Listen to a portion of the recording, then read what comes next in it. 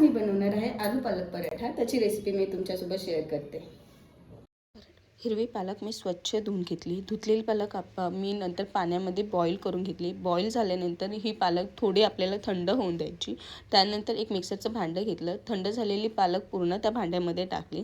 त्यानंतर त्याच्यामध्ये 3 हिरव्या मिरच्या, 6 ते 7 लसणाच्या पाकळ्या, अर्धा चम्मच जिरं टाकून व्यवस्थित मिक्सरमध्ये आपल्याला ह्याची एकदम बारीक अशी प्युरी तयार करून घ्यायची आहे। छान प्युरी तयार झाल्यानंतर एका भांड्यामध्ये 1 ते 1.5 वाटी गव्हाचं पीठ घेतलं।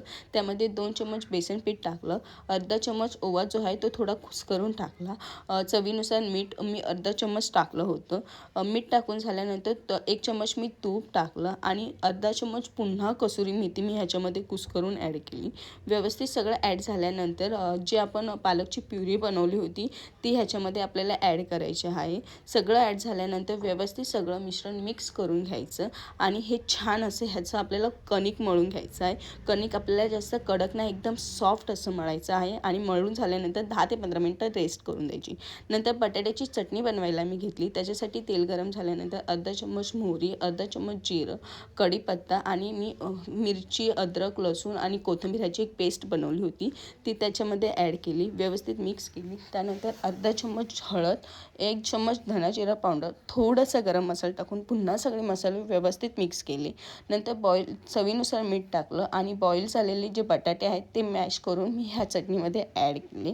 सगळं व्यवस्थित झाल्यानंतर छान असे सगळ्या मसाल्यांबरोबर ती मिक्स केली आणि मस्त अशी आपली बटाट्याची चटणीसुद्धा रेडी झालेली।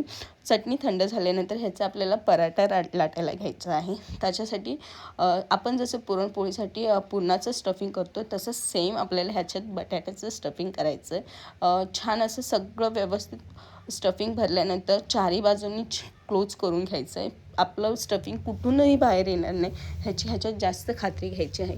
तुम्ही बघू शकता मी व्यवस्थित ते सगळं मिश्रण त्याच्यात भरलं आणि छान असा त्याचा मी एक पराठा लाटायला घेतला। मस्त पराठा लाटून झाल्यानंतर व्यवस्थित माझं अजिबात स्टफिंग जी आहे ती बाहेर आली नव्हती। छान माझा गोल असा पराठा रेडी लाटून झाला। त्यानंतर तवा गरम करायचा। तवा गरम झाल्यानंतर त्याच्यावरून तूप सोडायचं आणि जेव्हा तूप सोडल्यानंतर जो आपण पराठा लाटला आहे तो त्याच्यावर टाकायचा आणि छान असं दोन्ही बाजूनी खरपूस असं भाजून घ्यायचं आहे। तुम्ही बघू शकता मस्त असं मी भाजून घेतलेला। छान भाजून झाल्यानंतर पुन्हा वरून तूप लावायचं आणि हा पराठा खाण्यासाठी रेडी झालेला आहे। हा खायला दह्यासोबत सर्व करायचा। खरं सांगते खूप टेस्टी आणि हेल्दी रेसिपी आहे, झटपट होणारे आहे। तुम्ही नक्की ट्राय करा। बाय।